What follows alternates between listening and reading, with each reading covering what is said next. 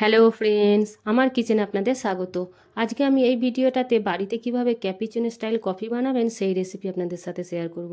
তবে বন্ধুরা, দেরি না করে চলুন ভিডিওটা শুরু করি। সব থেকে আগে আমি এখানে একটা পাত্র নিয়ে নিয়েছি, তাতে 5 চামচ কফি দিয়ে নিয়েছি চা চামচের। আর এখানে 5 চামচ হালকা কুসুম গরম পানি দিয়ে আগে এগুলোকে একটু মিক্স করে নেব।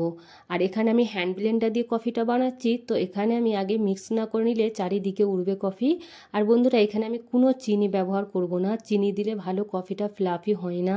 তো সেই কারণে আমি এখানে চিনি ব্যবহার করছি না, আমি দুধেতে চিনি ব্যবহার করব।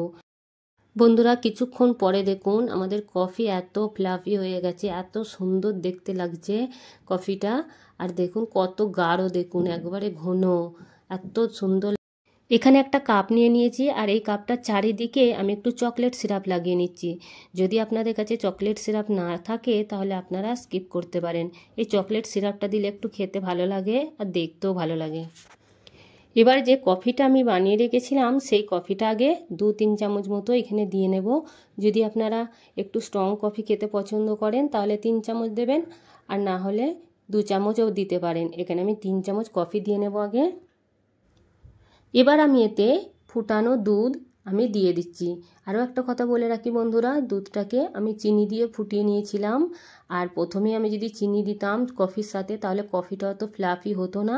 তো সেই কারণে আমি দুধে চিনি দিয়ে ফুটিয়ে নিয়েছি। ওপর থেকে একটু কোকো পাউডার ছড়িয়ে একটু সুন্দর লাগে দেখতে। তো এইভাবে কোকো পাউডার দিয়ে নিলাম। আর এর ওপরে আমি দেব কিছু চকো চিপস। যদি আপনাদের কাছে চকো চিপস না থাকে তাহলে আপনারা স্কিপ করতে পারেন, না দিতেও পারেন। এখানে আমি চকো চিপ দিয়ে আমাদের কফি একদম রেডি হয়ে গেছে, দেখতেই পাচ্ছেন কত সুন্দর লাগছে, খেতেও খুব মজা। যদি বন্ধুরা ভিডিওটা ভালো লেগে থাকে লাইক, কমেন্ট, শেয়ার, সাবস্ক্রাইব করতে মোটেও ভুলবেন না।